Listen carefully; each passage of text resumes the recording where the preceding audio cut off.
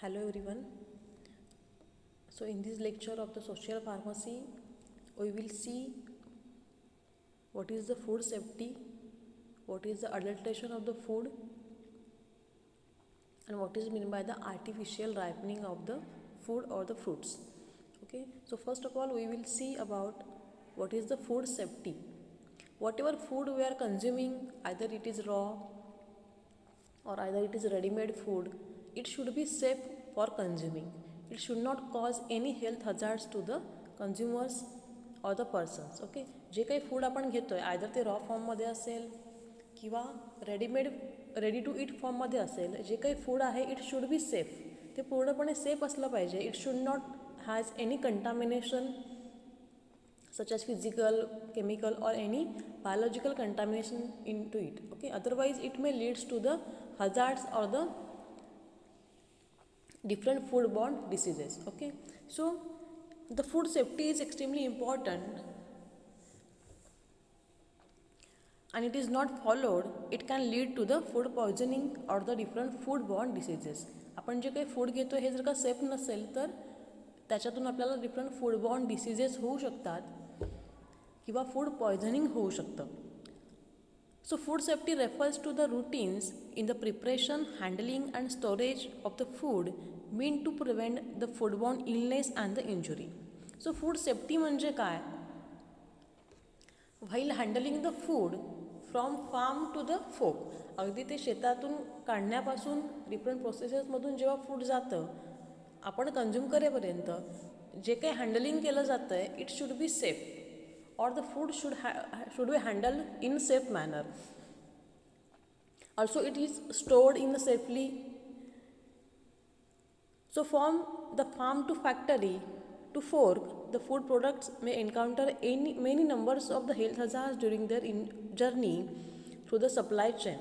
So शेतातून food काढल्यापासून कंझ्युमरपर्यंत येईपर्यंत different चेन्समधून food pass होत असतं. ओके, सो डिफरंट टाईपचं हँडलिंग होत असतं, स्टोरेज होत असतं, प्रोसेसिंग होत असतं.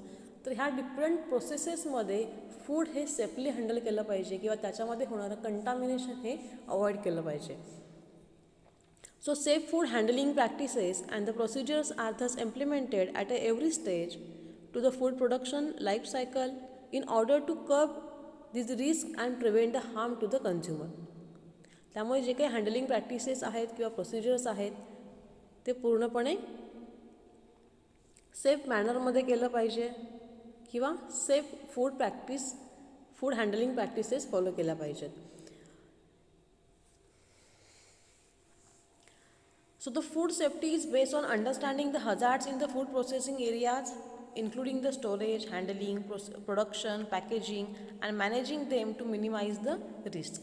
त्यामुळे फूड हँडल करत असताना किंवा डिफरंट प्रोसेसेसमधून जात असताना कोणते कोणते हजार्ड्स येऊ शकतात यावरती पूर्ण वर्क केलं पाहिजे आपल्याला किंवा ते अवॉइड केले पाहिजेत. So hazard is define as either biological, chemical or physical agent or condition of the food which may cause the adverse effect on a health. So different प्रोसेसेसमधून फूड जात असताना त्यामध्ये केमिकल कंटामिनेशन होऊ शकतं, physical contamination होऊ शकतं किंवा मायक्रोबायोलॉजिकल कंटामिनेशनसुद्धा होऊ शकतं. डिफरंट अडल्टन्स किंवा कंटामिनंट्स त्याच्यामध्ये एंटर होऊ शकतात थ्रू एन्व्हायरमेंट असेल किंवा थ्रू वर्कर्स असेल किंवा इक्विपमेंट असतील, मशीन्स असतील, पॅकेजिंग असेल, यातून कंटामिनंट्स फूडमध्ये एंटर होऊ शकतात. सो ह्या प्रत्येक गोष्टी किंवा प्रत्येक स्टेप आपल्याला केअरफुली फॉलो केला पाहिजे to avoid the food contamination and to maintain the food safety. So food safety or a food hygiene is used as a scientific method or a discipline describing the handling, preparation and the storage of food in a ways that prevent the foodborne illness. So food safety means what? It is a scientific method or it is a discipline which describe how to handle, how to prepare and how to store the food to avoid the different foodborne diseases due to the contamination of food. That is known as a food safety.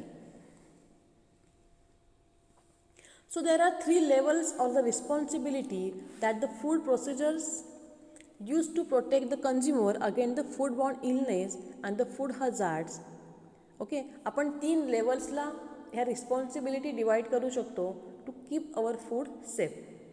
So the 3 levels are, first one is at the employer level किंवा जिथे food produce केलं जातं आहे, at the employee level जिथे फूडचं processing केलं जातं आहे, and at the customer level आपण जेव्हा फूड कन्झ्युम करतो ते सुद्धा आपण सेफली कन्झ्युम केलं पाहिजे. So first, the employer is responsible for the different things. Employer means जिथे कुठे फूड किंवा रॉ मटेरियल प्रोड्यूस केलं जातं आहे तिथे सुद्धा फूड सेफ्टी फॉलो करणं गरजेचं आहे.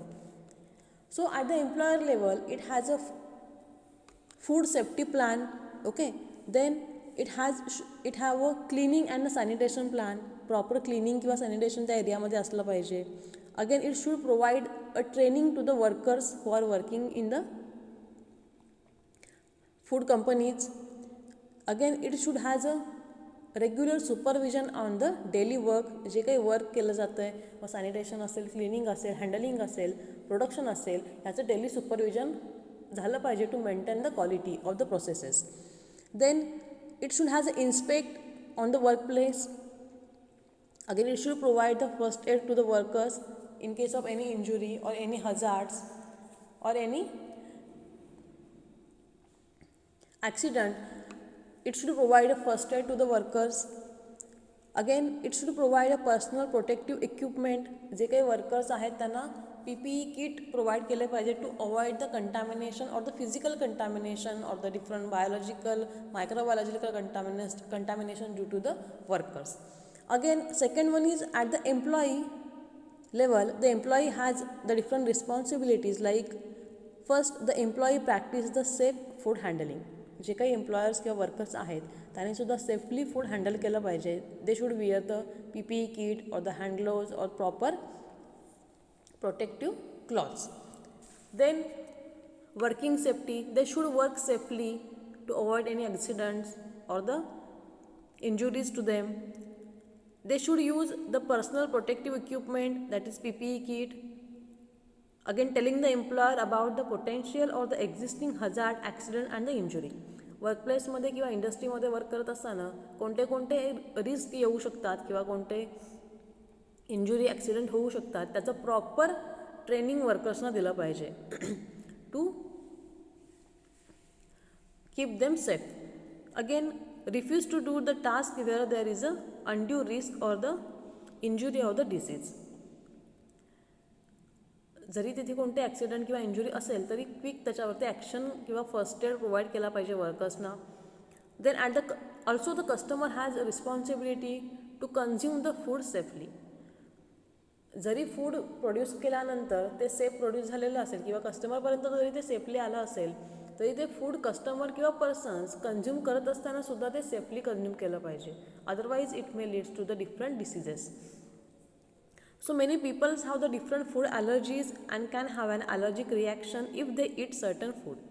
सर्टन पीपल्सना काही फूडची ॲलर्जी असते. Okay, so each person should know about it or it has a knowledge about it.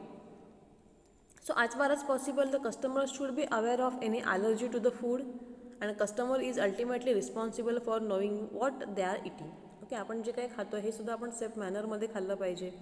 जे काही आपल्याला ज्या फूडच्या ॲलर्जी असतील ते आपण अवॉइड केलं पाहिजे to avoid the different food borne diseases. Okay, so there are 5 key principles of the food hygiene according to the WHO.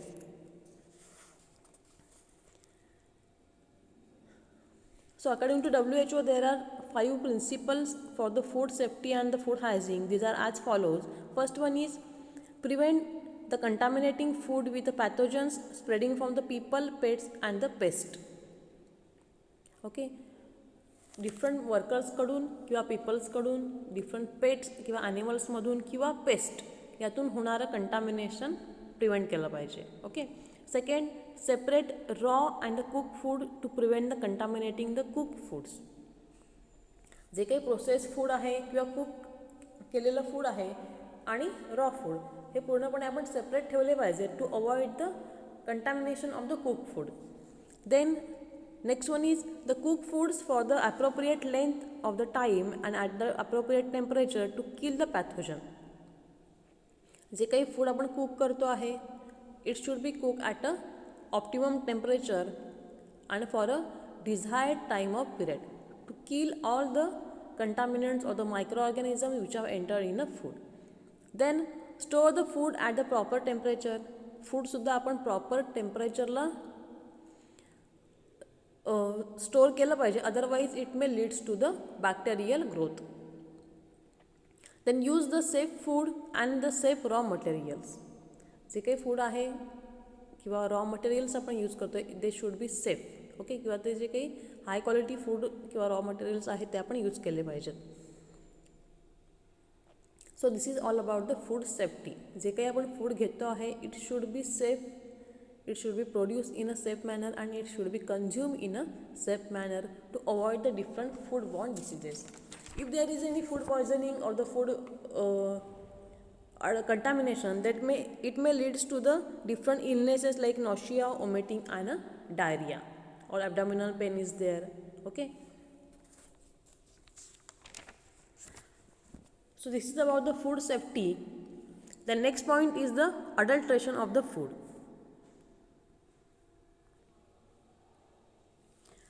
And the next point is the adulteration of the food. So what is meant by adulteration?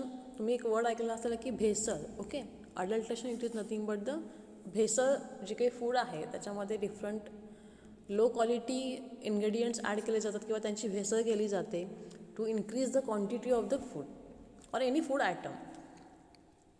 So adulteration of food is the process of adding the unwanted substances to the food with the similar appearance or the color for making the profits which make that food fails to meet the legal standard. Okay, adulteration means what actually? It is the addition of the unwanted substances. त्या food व्यतिरिक्त जे काही unwanted substances आहेत की जे low quality substances आहेत ज्यांचा appearance हा सेम फूडसारखा आहे किंवा कलर हा सेम फूडसारखा आहे असे अनवॉन्टेड सबस्टन्सेस किंवा लो क्वालिटी सबस्टन्सेस फूडमध्ये ॲड केले जातात with the intention to increase the quantity of the food only. जे काही हाय क्वालिटी फूड आहे त्याची क्वांटिटी इन्क्रीज करण्यासाठी जस्ट असे लो क्वालिटीचे डिफरंट अडल्टरन्स ॲड केले जातात.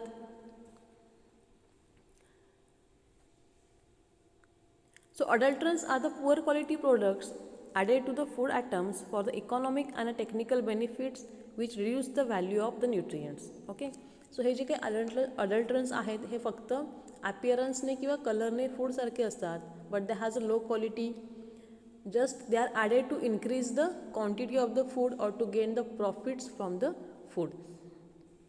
So actually there is a reduction in the nutritional value of that particular food. Adulteration केल्यामुळे काय होतं आहे जे काही फूड आहे आपलं ओरिजिनल त्यांचं न्यूट्रिटिव्ह व्हॅल्यू कमी होते आहे किंवा त्यांची क्वालिटी ओव्हरऑल कमी होते आहे. So which are the different types of adulteration in the food. First one is the intentional adulteration. जे अडल्ट्रेशन इंटेन्शनली प्रॉफिट मिळवण्यासाठी केलं जातं. Adding the adulterants intentionally to increase the foods weight and gain the more profit. Just त्या फूडचं weight increase करण्यासाठी आणि त्यातून profit मिळवण्यासाठी फूडचं अडल्ट्रेशन इंटेन्शनली केलं जातं. For example mixing of the stone or the sand or the chalk powder in a different foods. For example there is a adulteration of the coffee powder with a cereal starch. Just कॉफीमध्ये starch add केलं जातं to increase the quantity of the coffee. Or the black pepper is contaminated or adulterated with the papaya seed. Okay, जे काही dried papaya seeds आहेत ते पूर्णपणे black पेपरसारखे दिसतात त्यामुळे जस्ट ब्लॅक पेपरचं वेट इन्क्रीज करण्यासाठी किंवा क्वांटिटी इन्क्रीज करण्यासाठी ड्राईड पपया सीड त्याच्यामध्ये ॲड केले जातात. Okay, so this is a example of the intentional adulteration to increase or to gain the more profit from the particular product. The next one is incidental adulteration. It occurs due to the laxity while handling the food. For example residues of the pesticide in the grains. Okay, proper food handling न केल्यामुळे सुद्धा फूडचं adulteration होऊ शकतं. It is accidental or the incidental. For example जे काही pesticides while storage of the different grains किंवा fruits जे काही पेस्टिसाइड्स ॲड केले जातात त्यांचे स्टेन किंवा स्ट्रेन्स त्या रेसिड्यूज त्या फूडमध्ये राहू शकतात. Again it leads to the adulteration of the food. Then the metallic adulteration.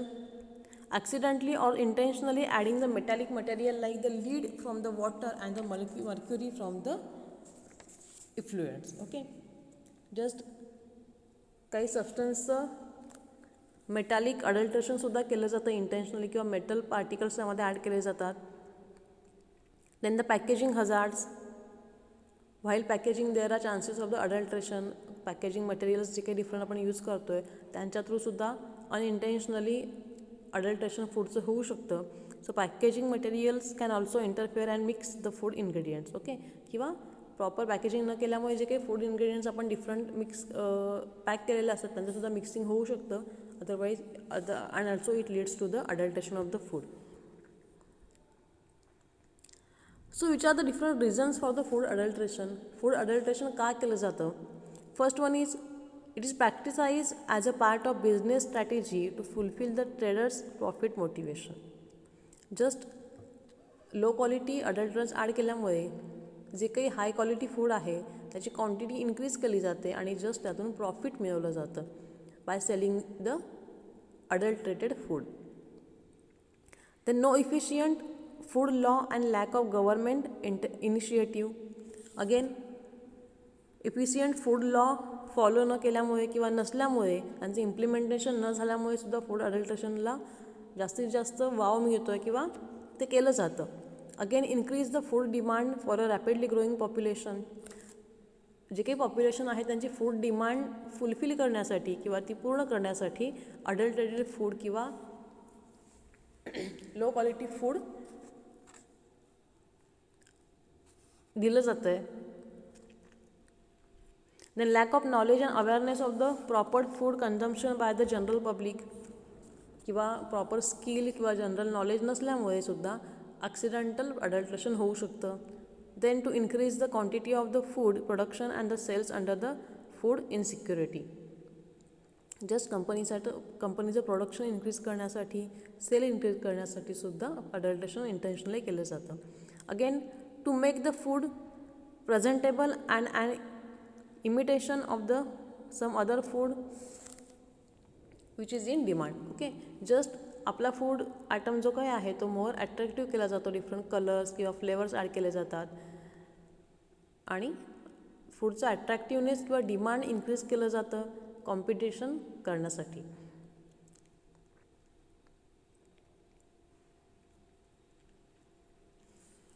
Then next, how to prevent the food adulteration. How we can prevent the food adulteration?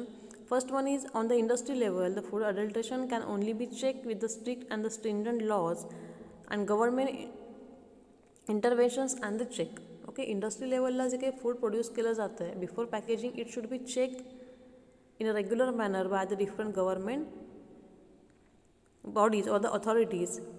Then the general public should avoid eating the dark color, junk and the other processed food. पब्लिकने सुद्धा जे काही dark coloured असेल किंवा low quality food असेल, junk food असेल हे सुद्धा खाणं अवॉइड केलं पाहिजे. Again washing of fruits and vegetables thoroughly in the running water before they are consume. Generally grains किंवा फ्रूट्स असतील यांचं स्टोरेज करण्यासाठी किंवा प्रिझर्वेशन करण्यासाठी डिफरंट पेस्टिसाइड्स ॲड केले जातात किंवा यूज केले जातात. त्यांचे रेसिड्यूज त्या फूड्सवरती असतात. So before consuming such fruits they should be wash thoroughly and after that they are consume. Then check for the leakages in the can food and validation of the seals in a milk or the oil pouches. Okay, जे काही seal केलेलं food आहे okay तर त्याच्यामध्ये काही leakage असेल, proper seal नसेल then it should be avoid. तर असं फूड कन्झ्युम करणं अवॉइड केलं पाहिजे. Then always check and buy the products having an FSSAI validated label, license number, then list of ingredients, manufacturing date and its expiration. Okay, so FSSAI means it is a Food Safety and the Standards Authority of the India. So generally सर्वच food पॅकेट्सवरती FSSAI label असतं. Okay, so it should be check for the every product package has license number, then the list of ingredients in that, manufacturing date and its expiration date. So this is about the food adulteration. Adulteration कशासाठी केलं जातं आणि ते कशा पद्धतीने avoid केलं जातं. Then next we will see what is meant by the artificial ripening and how it is done or why it is done and which are the different health hazards of the artificial ripening. So first of all of you know the ripening process. So what is that ripening? The ripening of fruits is a physiological process which make them edible, palatable and the nutritious. जे काही fruits आहेत ते कच्चे असतात त्यावेळेला palatable नसतात किंवा ते इडिबल नसतात. सो आफ्टर रायपनिंग किंवा ते पूर्णपणे पिकल्यानंतर ते खाण्यायोग्य होतात. Okay, they should be edible, they are also palatable and they has a good taste and nutrition also. So ripening ही एक फिजिओलॉजिकल प्रोसेस आहे. आफ्टर दॅट रायपनिंग जे काही फ्रूट्स आहेत ते पूर्णपणे पॅलेटेबल होतात, देन इडिबल असतात किंवा ते न्यूट्रिशियस असतात. ओके,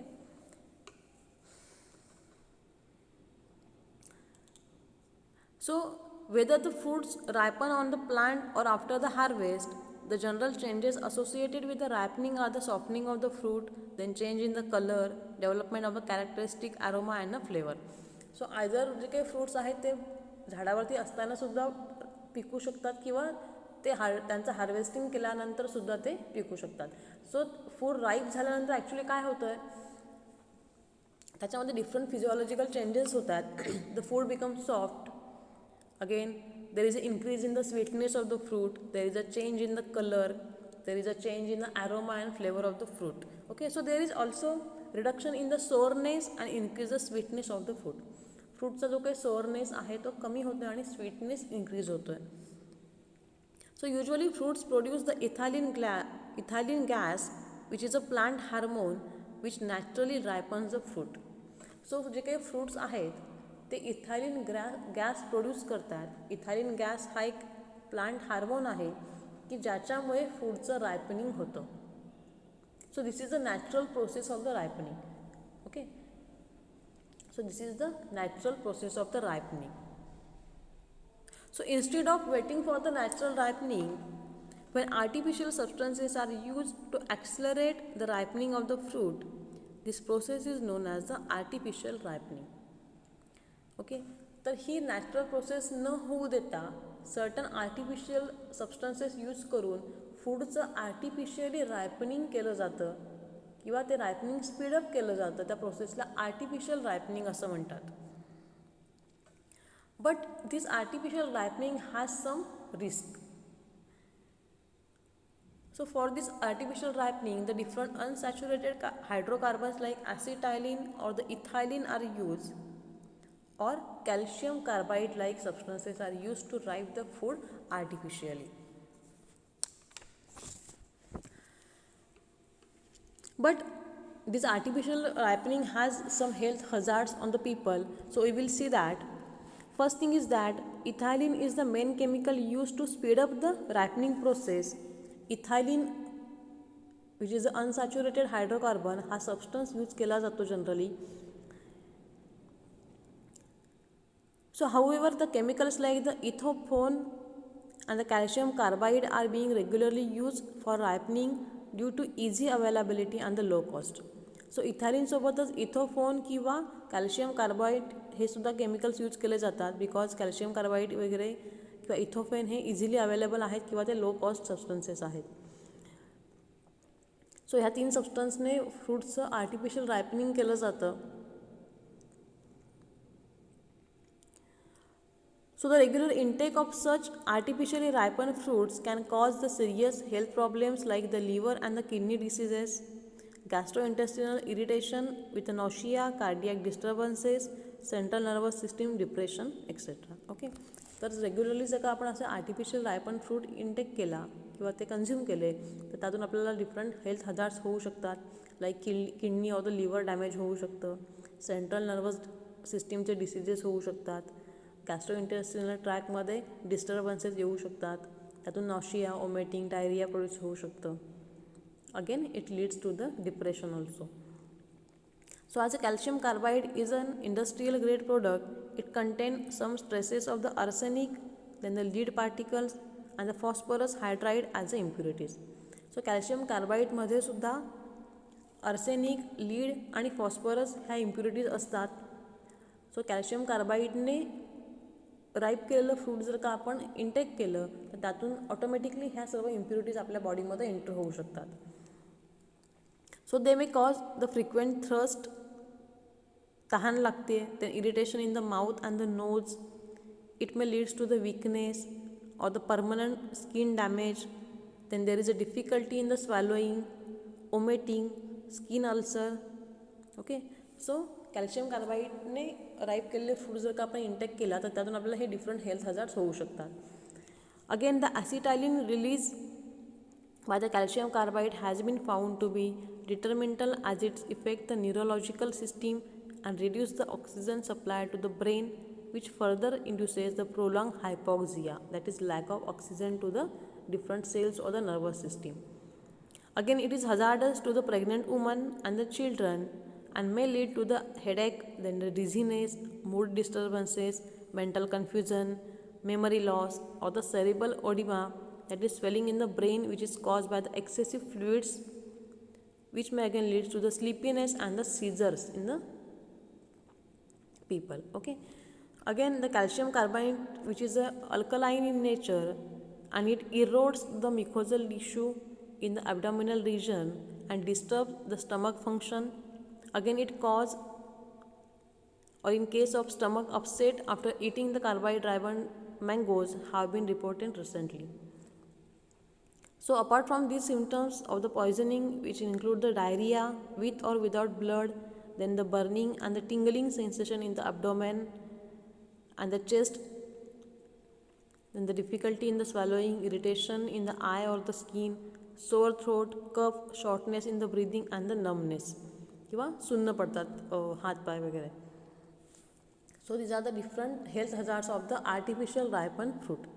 जे काही फ्रूट्स तुम्हाला सांगितलं की फ्रूटची नॅचरल प्रोसेस कशी आहे रायपनिंगची, ती रायपनिंग प्रोसेस फास्ट होण्यासाठी डिफरंट आर्टिफिशियल सबस्टन्सेस यूज केले जातात, लाईक इथायलिन, इथोफेन और द कॅल्शियम कार्बाईड. ह्या सबस्टन्सने फ्रूटचं रायपनिंग स्पीडअप होतं आहे किंवा ते लवकर होतं आहे. हे जनरली इंटेन्शनली केलं जातं. जे काही मार्केट डिमांड आहे किंवा कॉम्पिटिशन आहे याच्यामध्ये उतरण्यासाठी किंवा ते डिमांड पूर्ण करण्यासाठी आर्टिफिशियल रायपनिंग केलं जातं, जेणेकरून बिझनेसचं प्रॉफिटसुद्धा इन्क्रीज केलं जातं. किंवा फ्रूट्स जे आहेत ते त्यांना एक स्पेसिफिक कलर येतो की ज्याने ते जास्तीत जास्त अट्रॅक्टिव्ह असे दिसतात. सो ह्या इंटेन्शननं जनरली आर्टिफिशियल रायपनिंग केलं जातं.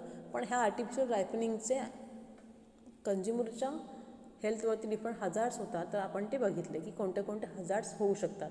सो तुम्ही ह्या जे काही हजार्ड्स आहेत हे यातून तुमच्या लँग्वेजमध्ये शॉर्ट नोट लिहा किंवा एक 7 ते 8 पॉईंट्स तुमच्या लँग्वेजमध्ये रेडी करा. ओके, सो हे इतकं एक्सप्लेनेशन जे काही दिलेलं आहे त्यातून एक तुम्ही शॉर्ट पॉईंट्स त्याच्यातून नोट डाऊन करा. So this is about the food safety, then adulteration of the food and the artificial ripening of the food. So for any query you can ask me. Okay, so thank you for your attention. Okay, thank you.